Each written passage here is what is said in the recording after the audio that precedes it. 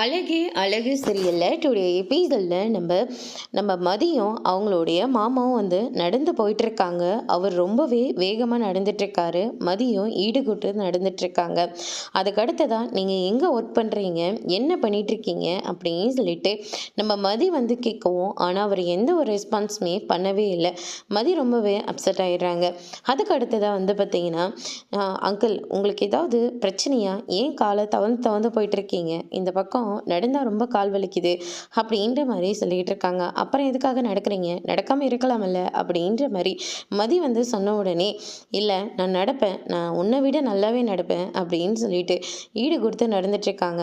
அதுக்கடுத்து தான் பார்த்தீங்கன்னா மதி இருந்துட்டு, அங்கிள் நான் ஒன்று சொல்லட்டுமா, நீங்கள் ரொம்ப ஸ்லோவாக நடக்கிறீங்க, உங்களோட என்னால் நடக்க முடியாது, எப்பவுமே விறுவிறுன்னு நடந்து நான் பழகிட்டேன், அதனால் நான் கொஞ்சம் ஃபாஸ்ட்டாக நடக்கட்டுமா அப்படின்ற மாதிரி கேட்குறாங்க.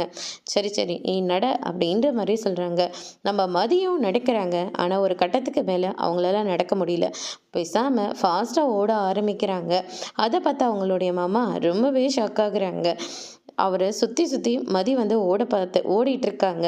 யாராச்சும் பார்த்தா என்ன நினைப்பாங்க, எப்படியெல்லாம் பார்ப்பாங்க அப்படின்னு சொல்லிட்டு இவர் ரொம்பவே கோவமாக வீட்டுக்கு வந்துடுறாரு. வந்த உடனே பார்த்தீங்களா அவங்களுடைய ஒய்ஃப் எல்லாம் இருந்துக்கிட்டு, என்னாச்சிங்க, ஏன் இப்படி உட்காந்துக்கிட்டு இருக்கீங்க, நீங்கள் மட்டும்தான் வந்திருக்கீங்க, மதி எங்க அப்படின்னு சொல்லிட்டு கேட்கவும், அவரை எதுவுமே பேசாமல் அமைதியே இருக்காங்க. அதுக்கடுத்ததான் மலர் இருந்துட்டு, என்னாச்சு அப்படின்னு சொல்லிட்டு கேட்கவும், தெரியலடி என்னாச்சுன்னு, வந்ததும் அமைதியாக இடிஞ்சு போய் உட்காந்துக்கிட்டு இருக்காரு. அது இவ்வளோ சீக்கிரமாலாம் இவர் வரவே மாட்டார். என்னடனா இவ்வளோ சீக்கிரமாக உட்காந்துக்கிட்டு இருக்காரு, அது இடிஞ்சு போய் வேற உட்காந்துக்கிட்டு இருக்காரு, என்னாச்சுன்னு தெரியலையே, ஏங்க என்னாச்சு, நீங்கள் மட்டும் தான் வந்திருக்கீங்க, மதி எங்க, ஏதாவது பிரச்சனையா, வாயை திறந்து சொல்லுங்களேன், ஐயோ எனக்கு பயமாக இருக்கே, நான் என்ன பண்ணுவேன், டே பாக்கியராஜ் வாடா இங்க அப்படின்னு சொல்லிட்டு சத்தம் போட்டுட்டு இருக்காங்க. அதுக்கடுத்ததான் பாக்கியராஜ் இருந்துட்டு, என்னாச்சு அப்படின்னு சொல்லிட்டு கேட்கவும், வாக்கிங் பண்ண உங்கள் அப்பா சீக்கிரமாக வந்துட்டாரா, வந்ததும் பேய் அறிஞ்ச மாதிரி உட்காந்துக்கிட்டு இருக்காரு.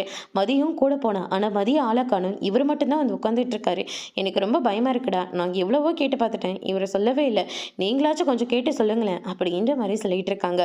என்னாச்சுப்பா அப்படின்னு சொல்லிட்டு கேட்கவும், அவ எப்படி ஓடுறா தெரியுமா, யாரு அப்படின்னு சொல்லிட்டு கேட்கவும், அதான் என் கூட ஒருத்தி வாக்கிங் வந்தாலே அவதான், நான் ஸ்லோவா நடக்கிறேன்னா கொஞ்சம் வேகமா நடக்கட்டுமான்னு கேட்டா, நானும் சரின்னு சொன்னேன், ஆனா அவ வேகமா நடக்கவன பார்த்தா டிங்கு டிங்குன்னு ஓட ஆரம்பிச்சிட்டா. ரோட்ல இருக்கிற மொத்த பேரும் அவ்வளவே பார்த்துக்கிட்டு இருக்காங்க. எனக்கு எவ்வளோ அசிங்கமாக போச்சு தெரியுமா, அதனால தான் நான் வீட்டுக்கு வந்துட்டேன், யார் எப்படி போனால் எனக்கு என்ன அப்படின்ற மாதிரி சொல்லிக்கிட்டு இருக்காங்க.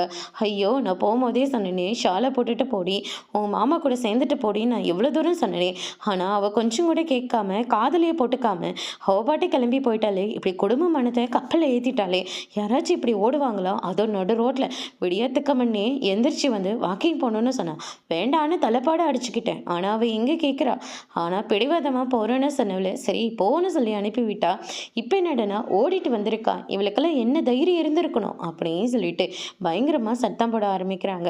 நீ போய் சுரேஷை கூட்டிகிட்டு வா அப்படின்ற மாதிரி சொல்லிட்டு இருக்காங்க. சுரேஷ் நல்லா தூங்கிட்டு இருக்காத, மறுபடியும் வீட்டுக்கு வந்துடுறாங்க.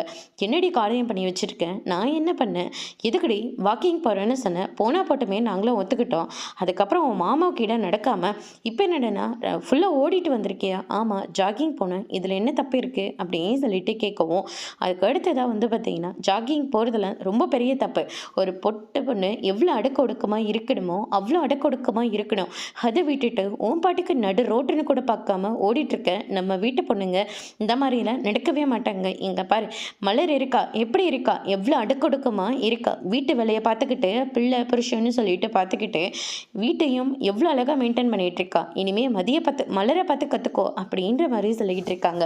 நான் எதுக்காக அவங்கள பார்த்து கற்றுக்கணும் அப்படின்னு சொல்லிட்டு மதி அவங்க பாட்டுக்கு கிளம்ப பார்க்குறாங்க. என்ன நீ பேசிட்டே இருக்கோம், உன் பாட்டுக்கு கிளம்பி போயிட்டுருக்க, சுரேஷ் என்ன எதுன்னு கேட்க மாட்டேன், கேட்குறமா அப்படின்ற மாதிரி சொல்லிடுறாங்க. அதுக்கு அடுத்ததான் மலர் ஒரு பக்கம், நான் மதி மாதிரி மாறணும்னு பார்த்தா கடைசியில் மதியை என்ன மாதிரி மாற சொல்கிறாங்க, ஐயோ ஒரு ஜாகிங் போனதுக்கு என்ன கற்றுறாங்க சாமி அப்படின்னு சொல்லிட்டு மலர் ஒரு பக்கம் புலம்பிட்டு இருக்காங்க. அதுக்கு அடுத்ததா சுரேஷ் இருந்துட்டு நேராக மதிக்கிட்டு போயிட்டு ஒரு வீட்டில் வேண்டான்னு சொன்னாங்கன்னா நிப்பாட்டிடணும். எல்லா வீடும் ஒரே மாதிரி இருக்காது, எல்லாரோட கல்ச்சரும் ஒரே மாதிரி இருக்காது, சரியா? அப்படின்ற மாதிரி சொல்லிட்டு இருக்காங்க. எங்கள் வீட்டில் எதுவும் சொல்ல மாட்டாங்க, ஏதோ அவசர அவசரமாக கல்யாணத்தை பண்ணாங்க, சரி ஓகே, அதுக்காக இந்த வீட்டில் சாப்பிட்றது தப்புன்னுவாங்க, அதுக்காக நான் சாப்பிடாம இருக்கணுமா? வேலைக்கு போகிறது தப்புன்னுவாங்க, அதுக்காக வேலைக்கு போகிறது தப்புன்னு ஆக முடியுமா? அப்படின்னு சொல்லிட்டு மதி வந்து கேள்வி கேட்டுட்டு இருக்காங்க. கொஞ்சம் தள்ள அப்படின்னு சொல்லிட்டு செவுத்துல போயிட்டு நல்லா முட்டிட்டு இருக்காங்க. இங்க பாருங்க, நீங்க இதுதான் தப்புன்னு நான் சொல்ல வரேன். ஒருத்தர் மேல கோவம் இருந்தா இப்படியே காட்டுவீங்க, இதெல்லாம் எவ்வளவு பெரிய தப்பு தெரியுமா? அப்படின்ற மாதிரி விளக்கம் கொடுத்துட்டு இருக்காங்க. ஒரு பொண்ணை தப்பா திட்டுறது ஒரு கெட்ட பழக்கம், பிள்ளைங்களை அடிக்கிறது அதை விட கெட்ட பழக்கம், நடு ரோட்ல நின்று நான் தான் கெத்து அப்படின்னு சொல்லிட்டு காட்டுறது ரொம்ப பெரிய தப்பு அப்படின்ற மாதிரிலாம் மதி ஒரு பக்கம் சொல்லிட்டு இருக்காங்க. சுரேஷ்க்கு ரொம்பவே டென்ஷனாக இருக்கு. அதுக்கடுத்ததான் வெளியே வந்து அவங்க அப்பா அம்மாவோட உட்காந்து காஃபி குடிச்சிட்டு இருக்காரு. ஆமாம், உன் பொண்டாட்டிக்கு எடுத்த சொல்லி புரிய வச்சே இல்லையா? நம்ம குடும்பத்தோட வழக்கத்தை அன்னைக்கு தான் உங்கள் அப்பா தெளிவாக சொல்லிட்டு போனார். ஆனால் இப்போ மறுபடியும் அவள் பிடிச்ச முயலுக்கு 3 காலு தான் நின்றுட்டு இருக்கா. அவள் பண்ணுறது எவ்வளோ பெரிய தப்ப தெரியுமா? நம்ம குடும்பத்துக்கு எவ்வளோ பெரிய அவமானம்னு தெரியுமா? ஷால் போட்டு போன சொன்னேன், கேட்காம அவள் பாட்டுக்கு போனா. இப்போ இவன் நடு ரோட்டில் ஓடினா பார்க்குறவங்க எல்லாரும் எவ்வளோ தப்பாக பார்த்தாங்க தெரியுமா? அங்கே யாரும் என்னை பார்த்து தப்பாக பார்த்த மாதிரி தெரியல, உங்களோட பார்வையில் தான் தப்பாக இருக்கு அப்படின்ற மாதிரி மதி வந்து சொல்லிடுறாங்க. என்ன நீ செய்கிறது தப்புன்னு இவர் சொல்லிட்டு இருந்தா கடைசியில் ஒரு மாமனார் தப்பாக பார்க்குறான்னு சொல்லிட்டு இருக்கேன். நான் ஒன்றும் இவரை தப்பாக சொல்லலை, இவரை பார்த்த பார்வையில் தான் எல்லாமே தப்பாக இருக்குன்னு சொல்கிறேன்.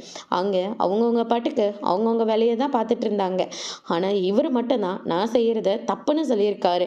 அங்கே யாருமே என்னை தப்பாகவும் பார்க்கல, தப்பாகவும் பேசலை. முதல்ல இவர் பார்த்தது இவர் பேசுகிறது தான் ரொம்ப தப்பு அப்படின்ற மாதிரி சொல்கிறாங்க. அதோடு இன்னைக்கான எபிசோட் முடிச்சிருக்காங்க. இனி அழகே அழகு சீரியல்ல அடுத்தடுத்து என்னெல்லாம் நடக்க போகுதுன்றதை வெயிட் பண்ணி பார்க்கலாம். தேங்க்யூ.